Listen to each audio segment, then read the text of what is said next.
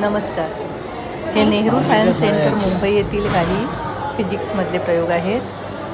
येथे electromagnetic force यावरून कशी इलेक्ट्रिक ज्योत तयार होते हे दाखवलं. इथे फक्त जाऊन आपण बटन प्रेस करायचं. हा दुसरा फिजिक्समधला प्रयोग आहे. हा बॉल आहे. हा बॉल जसा स्लॅन्टिंगवरून खाली घसरतो तसाच तो खाली जसा येतो तसाच तो वरती जातो आणि याचा उपयोग कुठे कुठे करू शकतो हे मुलांनी शोधायचं आहे. लिफ्टमध्ये याचा उपयोग केला जातो.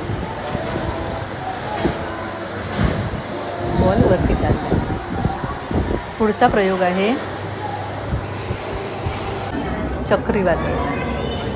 उष्णतेचा कमी दाबाचा पट्टा निर्माण होऊन हवा कशी जोरात उचलली जाते आणि चक्रीवादळी वादळ कशी तयार होतात आणि परत ते पालापाचोळा सगळा तो वरती कसा खेचला जातो, वरती उडवला जातो हे या प्रयोगामधून दाखवून दिलं आहे. आणि हे आकृती तयार होते फास्ट फिरल्यामुळे.